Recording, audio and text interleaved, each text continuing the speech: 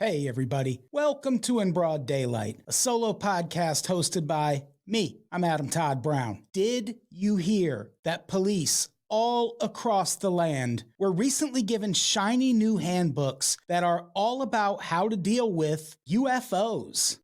Actually, we call them UAPs now. That stands for Unidentified Anomalous Phenomena. I'm pretty sure the A used to stand for aerial, but that was before all of those completely normal and not at all alarming videos of flying crafts dipping in and out of the ocean without crashing on impact started making the rounds. Remember that? When we as a society all saw the laws of physics get defied on video and then just went back to arguing about if we should ban vaping or whatever we had going on at the time. That happened. So now the A just kind of means weird. And you know what? Being weird is just fine. You space monsters. Just don't be fascists about it. Speaking of fascists, these handbooks were distributed by an outfit called the Major Cities Chiefs Association, a professional organization of police executives representing the largest cities in the United States and Canada, according to their website, providing a collaborative forum for the advancement of public safety is their motto. And yeah, I bet. The 11-page report was published on the group's website back in June, and I'm assuming that plus a heads-up email to your local fuzz is what we're talking about when they say these handbooks were distributed to law enforcement agencies. The publication gets off on the wrong foot with me immediately on account of an image at the very top of the document of a cop looking on in utter uselessness as a glowing object descends from the sky. Down in the corner of that image, we're informed that it was, quote, created with DAL E3, end quote, and of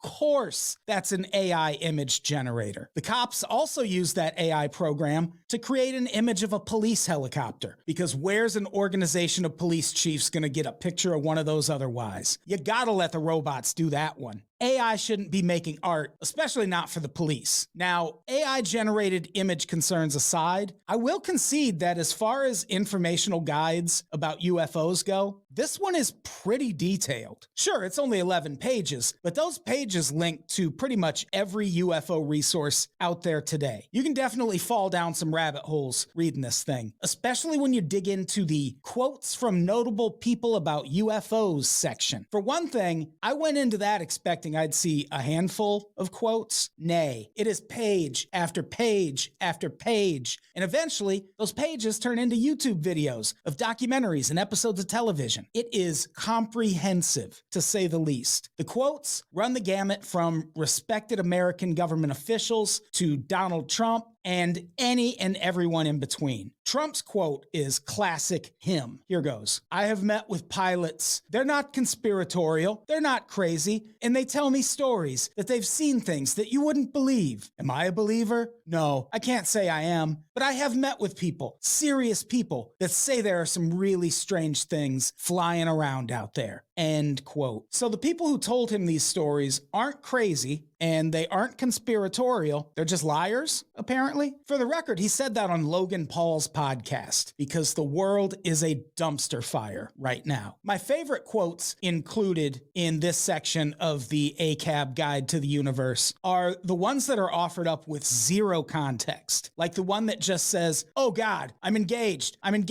Oh shit, that's David Fravor, Commander, U.S. Navy. And hey, congratulations, dude. There are also links to various eyewitness accounts, like one from a cop in Georgia who claimed to see a weird set of lights in the sky moving in a weird way, and how after they disappeared, he later responded to a call from someone who claimed they heard something running outside their home, which, quote, did not sound like an animal, end quote. So it was a person? Was it a person? That part of the story is very confusing. Here's a quote from another sighting referenced in the handbook. This one from a civilian in Winnipeg, Canada. Quote, while sitting in my hot tub in my backyard, I heard the familiar sound of the police chopper passing over the city. About 10 seconds later, two lights with the same relative brightness of the background stars traveled parallel and at a constant rate of speed. End quote. Now, that one I don't believe at all. I've been to Winnipeg. There's no way they have hot tubs there. Once again, let me make it clear that as a resource for learning a thing or two about the current state of UFO or UAP research in this country, you could do a lot worse than what's been put together here by this ragtag group of police chiefs. I totally understand why a resource like this exists. I just don't understand why the cops need it. In the text of the handbook, it said that it was created because, quote, it's in the interest of law enforcement to be aware of trends and reporting on UAP due to the unknown threat they may pose, end quote. And sure, but here's my question. What are the cops gonna do when the UFOs start showing up? Do we even know if bullets are gonna work on whatever is flying these things? Because that's what's happening if the police respond to some alien shit. It's not gonna be a negotiation. I mean, it probably will be after all the bullets they inevitably fire stop in midair and explode in a burst of visually stunning, but ultimately harmless light, proving our meager weaponry to be no match for that of our new owners. We better hope they're still willing to negotiate after all that. Anyway, if you let me write a pamphlet about UFO safety for the police forces of the nation to use, it would be one page and it would just say, call someone else in really big letters. Because seriously here, all jokes aside, what if something in that UAP wants to come down and talk? We absolutely cannot let police be the first point of contact. We should call literally anyone else except J.D. Vance. We should call Simone Biles if aliens land. You know who hates Simone Biles? No one. She is a national treasure. The aliens will love her. We could not possibly make a better first impression. Or if it has to be a straight white guy, and I'm sure it will have to be, I don't know, call Peyton Manning or something. Call Elon Musk for all I care. Just please don't call the police. We will be engaged in galactic warfare within the hour if we do. I'll tell you one thing I learned from reading that handbook, and it's a thing I already kind of knew, but it works better as a segue into this next story if I pretend I didn't. When it comes to reporting UFO sightings and maintaining records of these reports, the American government is all over the place. Like how there isn't any real reporting mechanism for that kind of thing that involves the government. If you want to report a UFO, the FAA helpfully suggests that you call someone who deals with that kind of shit, because it's not them. Also, it seems like maintaining and cataloging all the various UFO sightings throughout history is mostly the domain of one guy. The very official sounding National UFO Historical Records Center, which boasts a website that makes it look a whole lot like an official government entity, is actually just an addition that was built onto the home of a fella named David Marfer, so he could store his massive collection of UFO sighting documents there. At least it used to just be at a guy's house. The collection has since outgrown Marfer's home and will soon be moved to the Fort Knox-style safety and security of portable classrooms at the Rio Rancho, New Mexico School District. Good luck getting your filthy paws on our nation's UFO secrets then, you nosy investigative journalists of the world. If you want to do that, you're going to have to make an appointment, actually. The collection will be open to the public. You just have to let them know you're coming is all. I kind of want to see this. I haven't been to New Mexico in damn near a decade, but I would make the trip to see the world's largest collection of UFO sighting reports. I'll tell you what won't get me back to New Mexico: